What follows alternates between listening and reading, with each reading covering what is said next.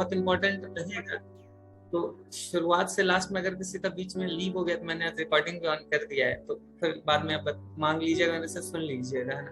क्योंकि बीच में अगर आप लोग का छूटा तो फिर वो आधी चीजें फिर वो थोड़ा सा और मतलब कंफ्यूजन बढ़ जाएगा।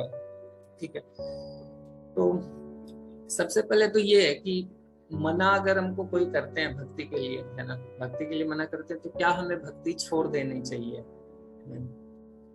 तो ठीक है, मान के चलते कि चलो ठीक है, भक्ति नहीं करते हैं, कोई जरूरत नहीं है भक्ति करने का, है ना। लेकिन ठीक है, अगर हम अपनी भक्ति को जीवन से हटा देते हैं तो क्या ऑनेस्टली हम जिन रिलेशंस को सही रखने के लिए आज सोच रहे हैं कि हम भक्ति नहीं करेंगे, ठीक है ना, क्या ऑनेस्टली हम उन रिलेशन से 100% क्या हम उनको सेटिस्फैक्शन भक्ति नहीं करके भी दे पा रहे हैं क्या? ये बहुत बड़ा प्रश्न है जो हमें सोचना चाहिए, है ना। क्या उन रिलेशंस को हम 100% सेटिस्फाई कर पा रहे हैं भक्ति नहीं करके, है ना, और या फिर क्या वो हमें सेटिस्फाई कर पा रहे हैं 100%? तो अगर ये दो प्रश्न बहुत इंपॉर्टेंट है कि ठीक है, हम किसी के लिए भक्ति से कॉम्प्रोमाइज कर देंगे, बट क्या वो सेटिस्फाइड है मेरे से, क्या मैं सेटिस्फाइड हूँ उससे, है ना। तो अगर हम सच में ऑनेस्टली अगर अपने हृदय पे हाथ रख के अगर ऐसा बोले कि जीवन में मेरे कोई भी एक ऐसा व्यक्ति है जिससे जो मेरे से 100% सेटिस्फाइड है ना, भक्ति के अलावा अगर हम बात करें विदाउट, जब भक्ति में हम नहीं आए थे, है ना, तो कोई ऐसा व्यक्ति है क्या हमारे जीवन में जिससे हम 100% सेटिस्फाइड हो? 100% सेटिस्फाइड मतलब कभी भी कोई कंप्लेन नहीं हो, है ना। ऐसा नहीं कि हम बोलते हैं, कई बार तो बोलते हैं फादर्स डे में हैप्पी फादर्स डे बोलते हैं, you are the best father, है ना, और फिर अगले दिन लड़ाई करते हैं, तो वो अलग बात है ना। तो इसीलिए कि कोई कंप्लेन कभी नहीं आया हो तभी मतलब है कि आप 100% सेटिस्फाइड है ना।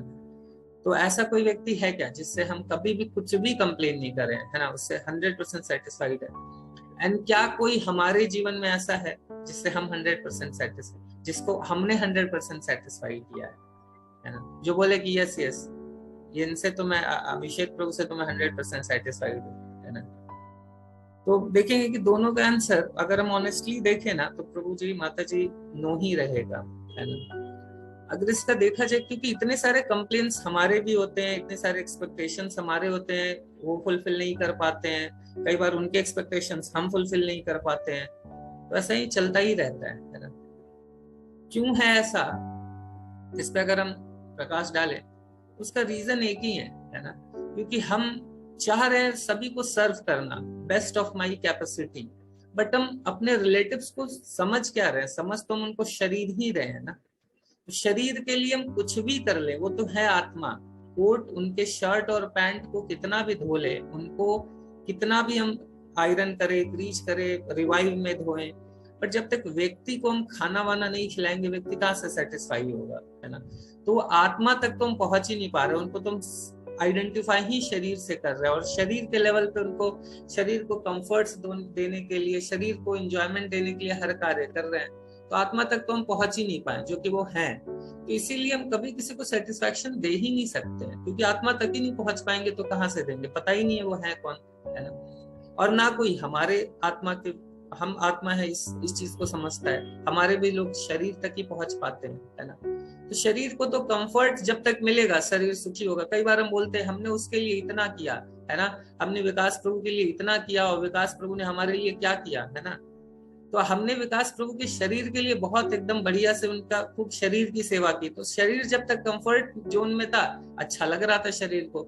अभी शरीर जैसे ही बाहर आया कंफर्ट जोन में, तो भूलेंगे, लोग बोलते हैं ना एहसान फरामोश। अरे तो जब तक शरीर के उसको कष्ट से, मतलब आप शरीर को आनंद दे रहे हैं, तब तक शरीर को कंफर्ट दे रहे हैं, शरीर को अच्छा लग रहा है, तो वो याद रखेगा। अभी शरीर को उसको कष्ट होगा तो कहाँ याद रखेगा कि पहले आपने शरीर को बहुत आराम दिया था या आनंद दिया था। तो शरीर का नेचर ही ऐसा है ना। लेकिन आत्मा का जो सेटिस्फैक्शन है वो शाश्वत होता है। तो वो जो भी हम भक्ति कर रहे हैं वो सारा रहता है ना, और वो आनंद देता है, रियल में आनंद देता है ना। तो ये आनंद फिर घटता नहीं है, ये स्टेबल रहता है। जितनी भी हमने भक्ति करी है, जितना भी आनंद हमने गेन करा है, जितनी भी स्टेबिलिटी गेन करी है, ऐसा नहीं कि तुरंत जीरो हो जाएगा, वो हमारे साथ रहेगा, है ना। जितनी भी आध्यात्मिक प्रगति करते हैं वो रहता है हमारे साथ।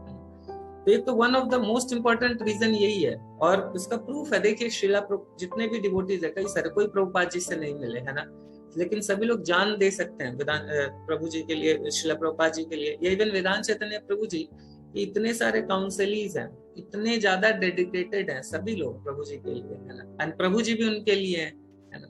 तो दोनों परस्पर संबंध है ना, क्योंकि दोनों जो लेवल है ये सोल के लेवल, आत्मा के लेवल की बात है ना। तो कोई कंप्लेन ही नहीं होता है, कभी कंप्लेन नहीं हो। मैं प्रभु जी को कई सालों से सर्व करो, बट आज तक किसी चीज के लिए कोई कंप्लेन आया ही नहीं है ना। हमेशा लगता है कि मैं नालायक हूँ, मेरे अंदर कमी है, मैं प्रभु जी को सही से सर्व नहीं कर पा रहा हूँ। तो हमेशा ये भाव रहता है, क्योंकि ये प्रभु जी जो भी मुझे दे रहे हैं, that is on spiritual platform, है ना। तो वो मुझे इतना सेटिस्फैक्शन, इतना आनंद देता है कि मुझे लगता है कि मैं तो कुछ कर ही नहीं पा रहा हूँ उनके लिए, है ना। तो सबसे पहला तो ये है, और दूसरा ये है कि हम मटेरियल वर्ल्ड में जब भी डील करते हैं तो हम देखिए कुछ ना कुछ चाहिए होता है ना। हम किसी के लिए भी कुछ कर रहे हैं तो कुछ ना कुछ तो चाहिए। तो अभी जब तक हम इस मटेरियल प्लेटफॉर्म पे डील करते हैं, तो कोई भी रिलेटिव के लिए कुछ भी करेंगे तो एक्सपेक्टेशन होता है कि वो भी हमको कुछ दे, क्योंकि हम उनके लिए कुछ कर रहे हैं, है ना। हम सेंटर वो हम उनके लिए कुछ कर रहे हैं, तो एक्सपेक्टेशंस होंगे। लेकिन आध्यात्मिक लेवल पे जब हम किसी के लिए कुछ करते हैं तो हम उसके लिए नहीं करते हैं, है ना। एक हम भगवान को सर्व करते हैं, वाया मीडियम कोई हो सकते हैं, है ना, बट हम अल्टीमेटली सर्व भगवान को कर रहे होते हैं, इस अंडरस्टैंडिंग के साथ सर्व करते हैं। जब हम इस अंडरस्टैंडिंग के साथ सर्व करते हैं तो हमको भगवान से रेसिप्रोकेशन मिलता है, उस व्यक्ति विशेष से हमारा कोई एक्सपेक्टेशन नहीं होता है, क्योंकि हम बस सर्व कर रहे हैं। हम उल्टा उनके लिए ग्रेटफुल फील करते हैं कि इनके वजह से मैं भगवान को सर्व कर पा रहा हूँ, है ना। जैसे आप सभी लोग आते हैं तो मैं सच में बहुत ग्रेटफुल फील करता हूँ कि आप सभी के कारण मैं भगवान के विषय में कुछ डिस्कस कर सकता हूँ, कुछ कर पाता हूँ, भगवान का कुछ चिंतन कर पाता हूँ, एब्जॉर्ब हो पाता हूँ, है ना। तो ये मैं ग्रेटफुल फील करता हूँ। तो फिर उसका जो मुझे एक्सपेक्टेशन, ये जो भी चीज है वो भगवान से रेसिप्रोकेशन फील होता है मुझे, और किसी व्यक्ति विशेष से। और ये जैसे जैसे हमारा भक्ति का लेवल बढ़ता जाता है, शुरुआत में भले ऐसा नहीं हो, बट जैसे जैसे भक्ति का लेवल बढ़ते जाता है वैसे वैसे हम व्यक्ति को, हम उससे कुछ एक्सपेक्टेशंस धीरे धीरे कम होने लगती है, क्योंकि हम सब भगवान को सर्व कर रहे होते हैं, इस अंडरस्टैंडिंग के साथ करते हैं, है ना। तो सबसे पहला तो ये है कि हम क्या भक्ति नहीं करके क्या वो हमसे सेटिस्फाई हो पाएंगे, है ना। ठीक है, हम नहीं करते हैं, अगर वो जीवन भर गारंटी दे कि मेरे से 100% सेटिस्फाइड रहेंगे, है ना, कभी और किसी के लिए कंप्लेन नहीं करेंगे, अगर ऐसा है तो ठीक है ना, या हम उनसे हो पाएंगे, तो ये दोनों नहीं हो पाएगा, है ना। तो पहला तो ये रीजन है जिसके कारण हमको भक्ति नहीं छोड़नी चाहिए। दूसरा ये है कि विदाउट भक्ति हम सही में बेटर तरीके से सर्व नहीं कर पाएंगे। जैसे सेकंड ये पॉइंट है कि जैसे अगर किसी की भी शादी होती है ना, किसी माता जी की जब शादी होती है उनके हस्बैंड से, तो क्या होता है कि वो पति अगर उनको बहुत लव केयर दे रहा है तो वो बहुत एक्सपेक्टेशन नहीं होता है उसकी, उनकी ननद से, उनके देवर से, सास ससुर से बहुत एक्सपेक्टेशन नहीं होता है। अगर पति सफिशिएंट लव एंड केयर दे रहा है तो बाकी चीजों को वो कंपनसेट कर देता है ना। अगर मतलब ये एक्चुअली एक वैदिक सभ्यता है कि हस्बैंड इतना लव एंड केयर करता है कि अगर सास ससुर से ये सारा चीज कम भी रहे तो देन वाइफ कैन मैनेज, है ना। बट अगर हस्बैंड के साथ ही वो रिलेशनशिप स्टैब्लिश नहीं हुआ है तो फिर वो तो एक्सपेक्टेशन रहेगा ही, सास ससुर से भी होगा, इनसे भी होगा, उनसे भी होगा, है ना, और फिर झगड़ा होगा, है ना। तो वही चीज हमारे साथ है। हमारा अगर भगवान के साथ अच्छा संबंध है ना, तो हम अपने रिलेटिव्स को भी, पड़ोसी को भी, हर व्यक्ति को जेन्युइनली सर्व कर पाएंगे, है ना, हर व्यक्ति को सर्व कर पाएंगे। इसका मतलब ये नहीं है कि हम फिर एकदम कुछ, अगर कोई हमारे खिलाफ एकदम कुछ बड़ा षड्यंत्र कर रहा है या कुछ एकदम लड़ाई पीट मतलब कुछ मार रहा है या कुछ भी ऐसा कर रहा है तो हम अपने आप को डिफेंड नहीं करेंगे। बिल्कुल हम डिफेंड करेंगे अपने आप को, जहां तक होता है हमको डिफेंड भी करना चाहिए, बट हमको जेन्युइनली किसी से हमारा कोई ज्यादा एक्सपेक्टेशन नहीं रहेगा, है ना, और हमारा कोई द्वेष नहीं रहेगा किसी व्यक्ति से, क्योंकि हमको पता है सामने वाला व्यक्ति जस्ट एक इंस्ट्रूमेंट है, एक पोस्टमैन है जो हमारे कर्मा को बस लाके दे रहा है। तो कोई द्वेष वेष नहीं रहेगा उससे, हमको ये क्लैरिटी रहेगी कि ये तो बस इंस्ट्रूमेंट है ना। और हमारा भगवान के साथ वो प्रेममयी संबंध रहेगा। तो बाकी सभी लोगों को एक्चुअली लव भगवान से हम करना है और बाकी सभी को सर्व करना है ना। और इन रिलेशनशिप विद भगवान फिर सभी को अगर सर्व कर सकते हैं, जैसे सास ससुर से कोई एक्सपेक्टेशन कब नहीं रहेगा, जब ये चीज समझेंगे कि ये मेरे पति का के पिता है ना।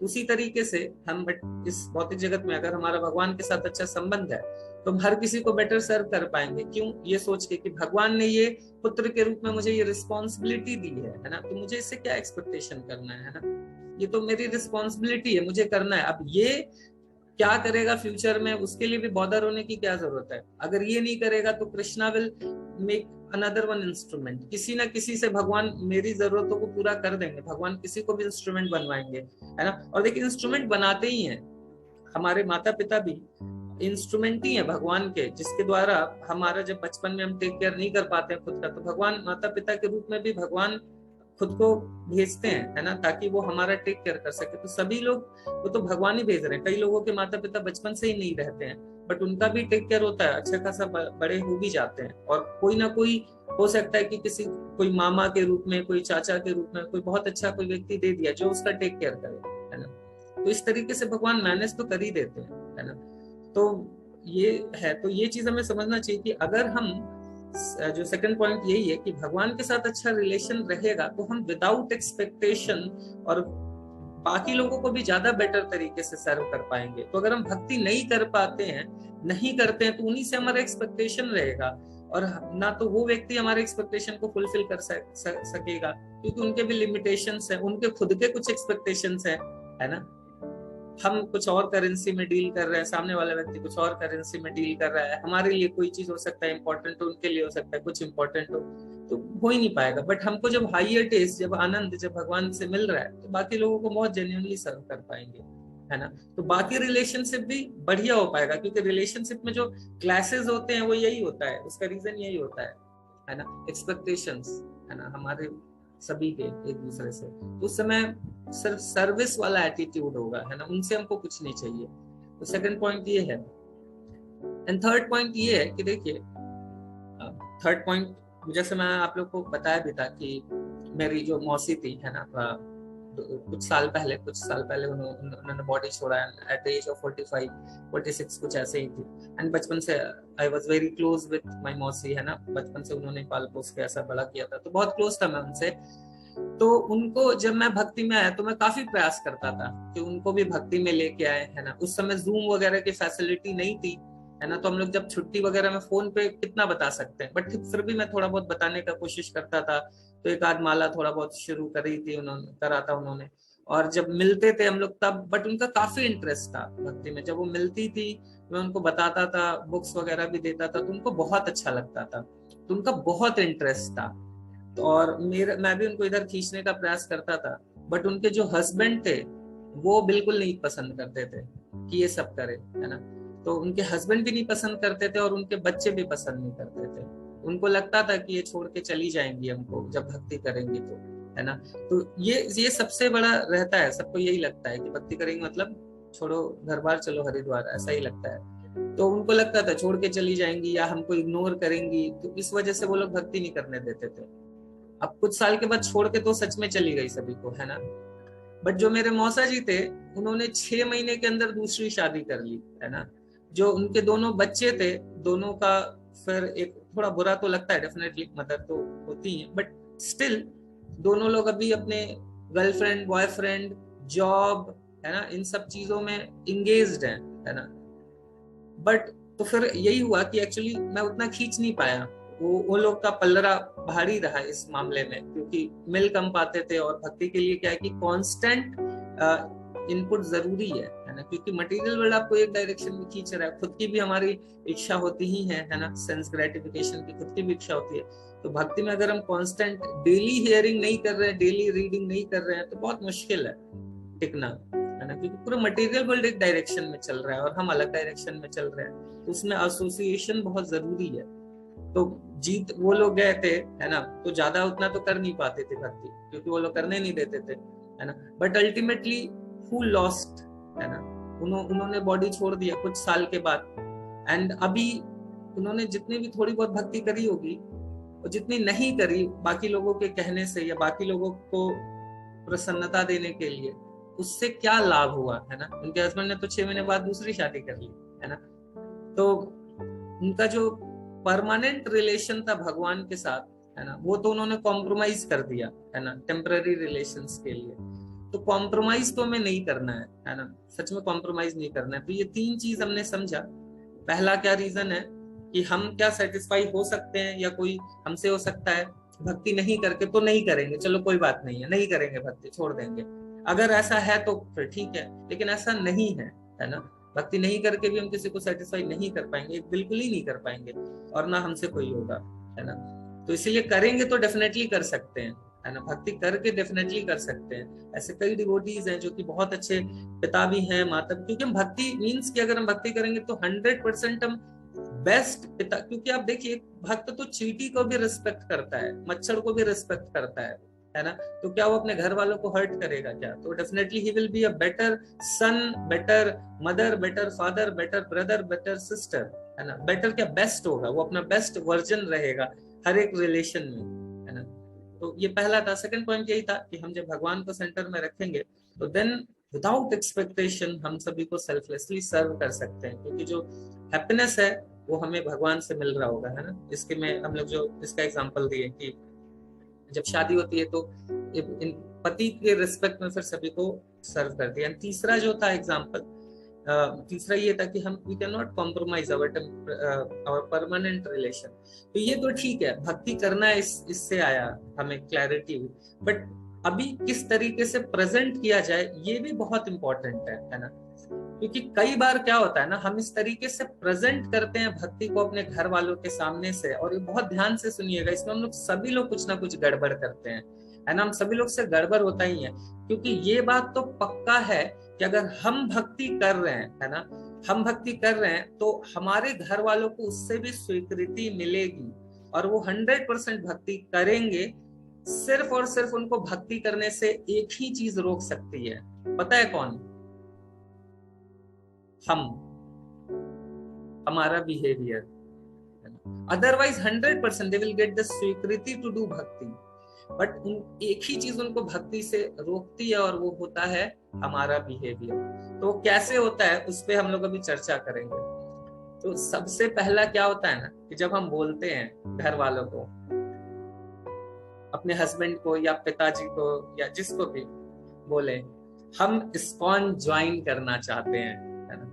ये वर्ड अपने आप में इतना हैवी है ना, कि सामने वाला व्यक्ति सोचता है कि भीष्म पितामह अभी प्रतिज्ञा ले रहे हैं अखंड ब्रह्मचर्य का, और सारे देवी देवता फूल डाल रहे हैं, है ना। तो ऐसा करके इस वर्ड को हम इतना हैवी बना देते हैं ना, ज्वाइन कर रहे हैं इसको ज्वाइन कर रहे मतलब फुल टाइम टेंपल में थोड़ी रहने वाले, घर पे ही रहेंगे ना, है ना। तो इस वर्ड को हम लोग इतना हैवी बना के बोलते हैं कि सामने वाला व्यक्ति डर जाता है कि अच्छा ज्वाइन कर रहा है, अच्छा ज्वाइन करेगा मतलब कुछ तो कमिटमेंट्स होंगे जिसको ये फुलफिल करेगा। अभी कमिटमेंट अगर फुलफिल करेगा तो मेरा क्या होगा? हाँ, मेरा क्या होगा कालिया, है ना। मेरा क्या होगा, मेरे बच्चों का क्या होगा भैया? तो सबको लेके सारे छोड़ देने वाला है कमिटमेंट्स को, है ना। तो सबसे पहले ये सब जो हम लोग थोड़ा हैवी वर्ड यूज करते हैं इसको अवॉइड करना चाहिए।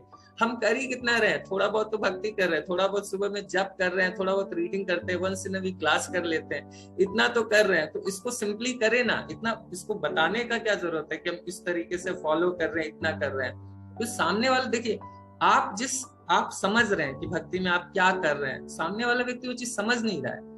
उसके लिए मतलब क्या है भक्ति का मतलब, या एक बहुत ही कॉमन चीज है कि भक्ति का मतलब यही है कि छोड़ो घर बार, चलो हरिद्वार, है ना। कि सब मोह माया है, सब छोड़ दो। माँ क्या है तो माँ माया है, पिता क्या है, बाप क्या है तो पाप है ना। तो इस तरीके का कॉन्शियसनेस रहता है नॉर्मली।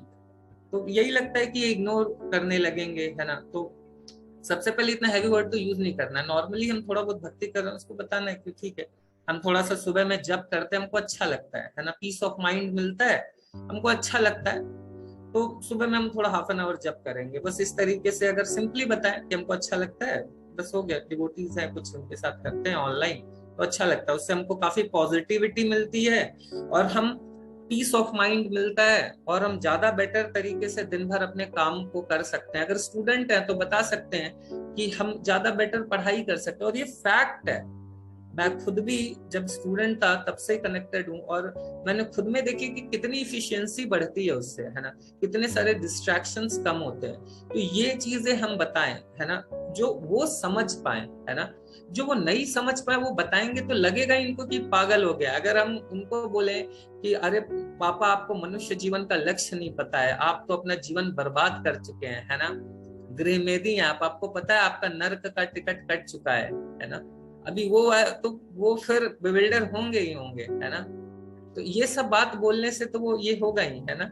उनको सिंपली क्या बोलना है कि मेरा इससे डिस्ट्रैक्शंस कम होते हैं, है ना, मैं ज्यादा बेटर पढ़ाई कर सकता हूँ, ये फैक्ट है। बट क्या क्या होता है कि जो फैक्ट जो हम फील कर रहे हैं, जो रियलाइज कर रहे हैं, उसको बोलने की जगह जो एकदम मतलब क्या उसको कहते हैं, जो एकदम कोर फिलॉसफी है वो उनको समझाने का प्रयास करते हैं, एकदम कोर फिलॉसफी, है ना। उनको लगता है वो बिल्डर हो जाते हैं, ये क्या बोल रहा है, ये अभी ऐसा बोल रहा है तो आगे क्या क्या बोलेगा, है ना। बोलते ये अभी ऐसा ऐसा बोलना शुरू कर दिया तो आगे क्या क्या बोलना भी शुरू करेगा, क्या क्या देखना बाकी है ना। तो सबसे पहले तो ये सब नहीं करना है ना। इस तरीके से सिंपली जो ये है, हम बेटर पीस ऑफ माइंड मिल रहा है, हम अच्छे से काम कर पाते हैं, है ना, हमको हेल्प मिलता है, तो ये सारी चीजें बोलनी है। और भक्ति के विषय में थोड़ा कम ही डिस्कस करना है, क्योंकि अंडरस्टैंडिंग जैसे जैसे डेवलप हो लोगों की, उसके हिसाब से चीजें बताए, है ना। दूसरी बात, जब हम एक्शंस भी करते हैं ना, तो कई बार क्या होता है कि हमारे एक्शन भी इस तरीके से होने चाहिए कि वो इग्नोर नहीं हो, है ना, वो इग्नोर नहीं हो। जैसे कई बार क्या होता था कि, और इस तरीके से करें भक्ति की, जब वो नहीं है तब हम करें मोस्टली। जैसे शुरुआत में हाफ एन आवर मिनिमम हमने कुछ स्टैंडर्ड सेट किया जो हम उनके सामने करने वाले हैं। जैसे सुबह का चैंटिंग, है ना, तो वो उनके सामने करने वाले हैं। और शाम की क्लास होती है, once in a week at least आप एक क्लास अटेंड करते हैं, 1 या 2 क्लास अटेंड करते हैं, तो ये मिनिमम है। ये इनसे किसी व्यक्ति को भी कोई प्रॉब्लम नहीं होगा, कोई प्रॉब्लम नहीं होगा, है ना।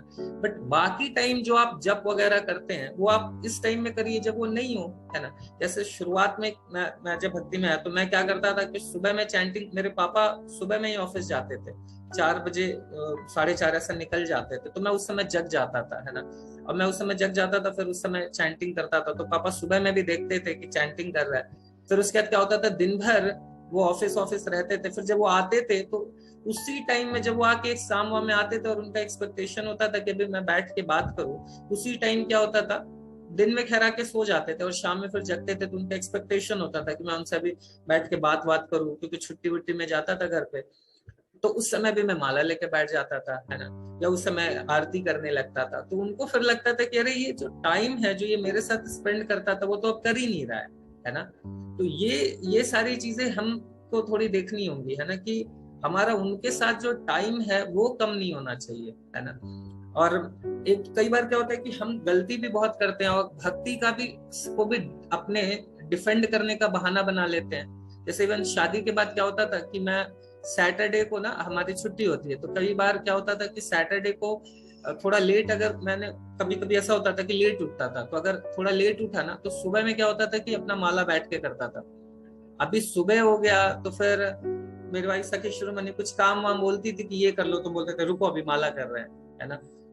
तो उस टाइम में माला करना, जिस टाइम में हमसे एक्सपेक्ट किया जाता है कि अभी ये काम करेगा, कुछ काम करने का है या कुछ हम हेल्प कर सकता है, वो हस्बैंड एंड वाइफ के लिए उस समय, तो जिस समय उनका टाइम, हम we are suppose to give them time, उस समय माला करें।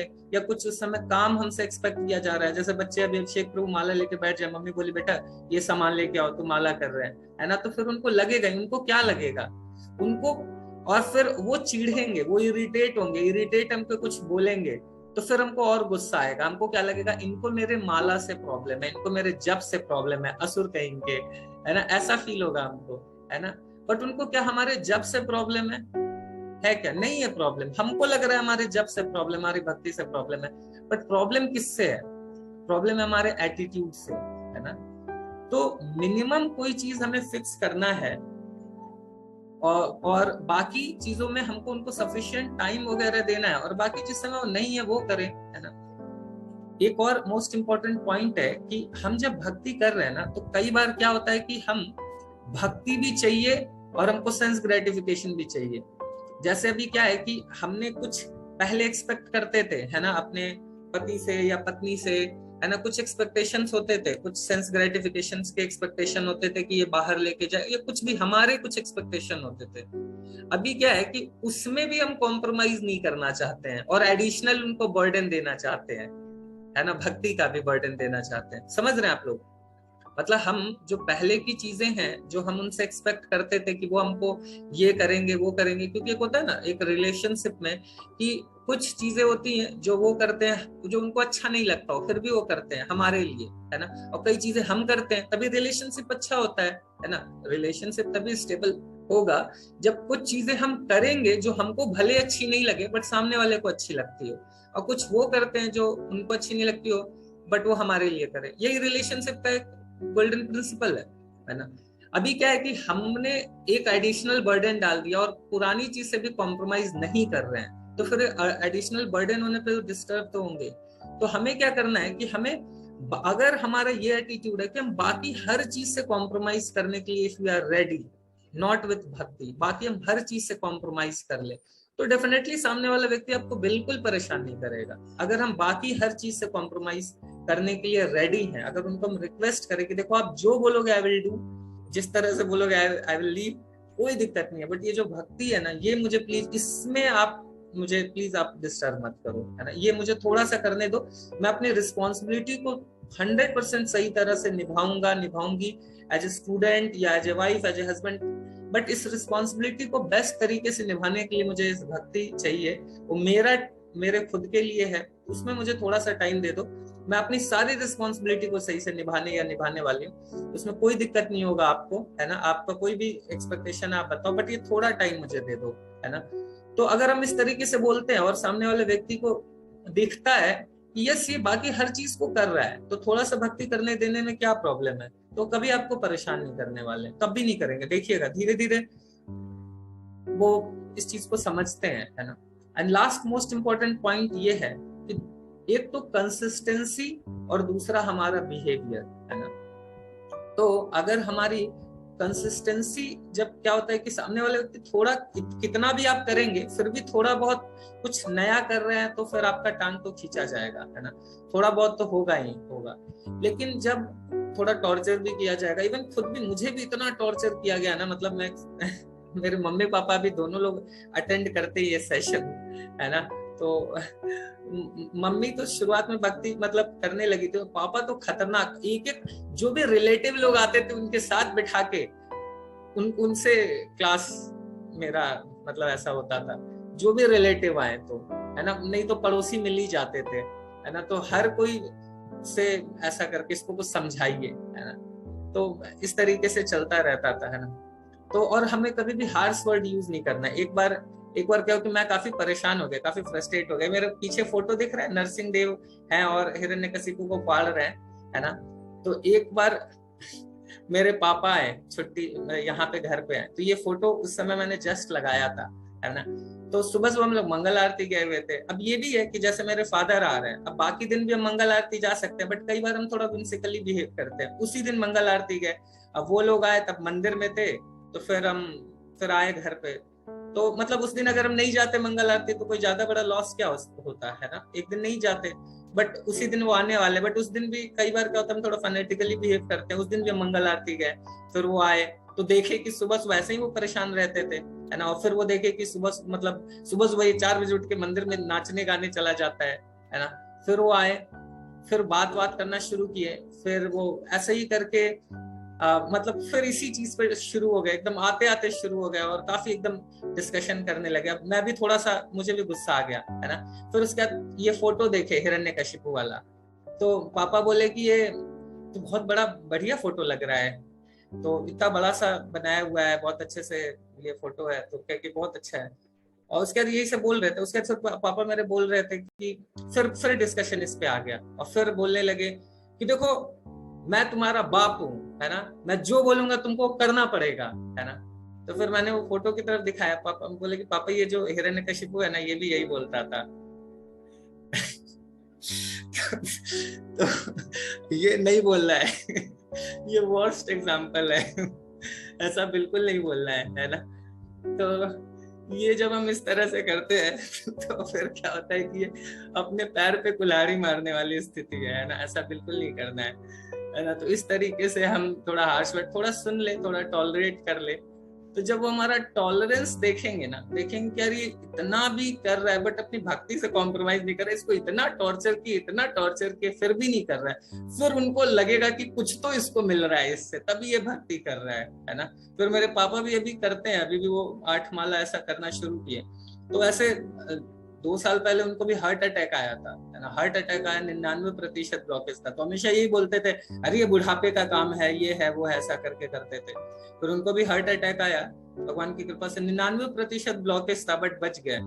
तो उस समय फिर उनको लगा कि नहीं सच में यार लाइफ इज टोटली अनप्रेडिक्टेबल। जब वो हॉस्पिटल में थे, कई लोगों को देखा उन्होंने कि मृत्यु हो रही है, उस तरीके की आईसीयू वगैरह में थे, तो आईसीयू में कई लोग तो ऐसे ही मृत्यु होती ही रहती है। तो फिर उनको लगा कि नहीं सच में ये मतलब अनप्रेडिक्टेबल है जीवन, और हम सही में कब आए हैं, खाली हाथ आए थे खाली हाथ जाएंगे वाले हाथ है ना। तो कुछ तो लेके जाए भक्ति के माध्यम से। तो फिर वो चीजें उनको लगी। तो वो जब हमको देखते हैं कि कई भी एडवर्स सिचुएशन में ये स्टेबल रहता है ना, किसी भी और कितना भी टॉर्चर करे भक्ति को करे, तो ये सब चीज जब देखते हैं तो फिर उनको सही लगता है कि ठीक है चलो करने देते हैं। और जब हमारे बिहेवियर चेंज होते हैं, हमारा बिहेवियर सही होता है और हमको और बेटर बिहेवियर रखना चाहिए, डेफिनेटली उनको जो चीजें दिख रही है वो हमारा बिहेवियर ही उनको दिखेगा। तो एक बहुत इंग्लिश में कहावत है ना कि action speaks louder than words. हम कितना भी उनको भक्ति के बारे में बता दे वो नहीं समझेंगे, बट जब हमारे एक्शंस को देखेंगे ना तो डेफिनेटली दे विल फील कि यस इसके एक्शंस में कितने इंप्रूवमेंट है ना। कुछ भी गाली दो तब भी वो हम्बली बोल रहा है, हम्बल है, रिस्पेक्ट कर रहा है ना। कुछ कोई चीज वेस्ट नहीं करता है। जैसे एक डिवोटी खाना हमेशा बर्बाद करते थे, लास्ट में उनके खाना वो घर पे हमेशा छोड़ते थे। जब भक्ति में आया तो उसको प्रसाद समझने के कारण वो कभी भी खाना छोड़ने नहीं लगे। तो उनके घर वाले बहुत इंप्रेस हो गए, इसी बात से इंप्रेस हो गए कि ये खाना छोड़ना बंद कर दिया है ना। फिर किसी को गुस्सा आता था तो भाई को पीट देता था। मेरा भी ऐसा ही सिचुएशन था। तो अभी फिर जब देखे कि गुस्सा थोड़ा कम करने लगा, तो ये सब चीजें उनको यही सी चीजें दिखेंगी, है ना। तो हमारा अपना जो बिहेवियर है उसको अगर इम्प्रूव नहीं करें, है ना, तो फिर वो नहीं भक्ति करेंगे, 100% नहीं करेंगे, है ना। तो हम जब भक्ति कर रहे हैं उनको 100% स्वीकृति मिल रही है भक्ति करने की। और वाइफ जो है, माताएं, उनके पास तो एक ब्रह्मास्त्र है प्रसाद। तो आराम से प्रसाद खिलाइए, प्रसाद खिला के और उनको सर्व करें। हम हर व्यक्ति को सर्व करें और सच में जेन्युइनली हमारा सर्विस एटीट्यूड होना चाहिए और हमारा टाइम टेबल फिक्स होना चाहिए, पढ़ाई होनी चाहिए, है ना, ये सब करना चाहिए। लास्ट एक बहुत छोटा पॉइंट है बट बहुत इंपॉर्टेंट है कि हमारा खुद हो सकता है कि कई चीजें हमको अभी जब हम भक्ति करते हैं एक हाइयर टेस्ट मिलता है, तो सेंस ग्रेटिफिकेशन से हमारा थोड़ा थोड़ा विरक्ति होती है। तो हमको लगता है क्या है यार ये घूमना या ये करना वो करना, उससे अच्छा हम कुछ राउंड चैंटिंग कर लेंगे, ये सब भावना आता है। बट देखिए ये चीजें हमको समझनी चाहिए कि अगर हमको खुद भी इच्छा नहीं हो रही है उन चीजों की, बट वो हमारे सामने वाले व्यक्ति जो हमारे रिलेटिव है उनको उससे प्रसन्नता मिल रही है, तो हमको करना चाहिए, जो सर्विस करना चाहिए। हो सकता है कि हम लोग दोनों लोग पहले उस चीज को करने जाते हो सेंस ग्रेटिफिकेशन के लिए, अभी हमको उसमें अच्छा नहीं लगता है सेंस ग्रेटिफिकेशन करना, बट वही कार्य अगर सामने वाले व्यक्ति को अच्छा लगता है और हम अचानक से छोड़ देंगे तो फ्रस्ट्रेट होगा ही होगा। तो हमको एज ए सर्विस करना चाहिए कि ठीक है कोई बात नहीं है ना, कोई बात नहीं है। जैसे किसी को अगर रेस्टोरेंट वगैरह जाने की इच्छा है, आप अचानक से छोड़ दोगे, गोविंदास वगैरह लेके जाओ, बट अगर कभी वो बोले कि नहीं मुझे तो जाना ही है, बाहर ही नहीं जाना है, तो ठीक है चलो आप खाना, मैं कुछ मिल्क प्रोडक्ट ले लूंगा। तो ऐसे जाना चाहिए, कोई दिक्कत नहीं है ना। तो इस तरीके से है एटलीस्ट उनके लिए जो हमारे लिए इम्पोर्टेंट है, स्पेशली हमारे जो पेरेंट्स हैं, रिलेटिव्स हैं, है ना, जिन वो तो ध्यान देना चाहिए। ठीक है, बहुत बहुत धन्यवाद। तो समय हमारा हो चुका है, हम यहाँ पे एंड करेंगे। कल हम लोग फिर आगे की पढ़ाई करते हैं। हरे नाम प्रभु की जय, श्रीला प्रभुपाद की जय। हरे कृष्णा प्रभु जी। हरे तो अभी आगे का प्रभु जी इस पे फर्दर क्वेश्चन हम लोग कल ले लेंगे, तो बस अभी 7:30 हो चुका है।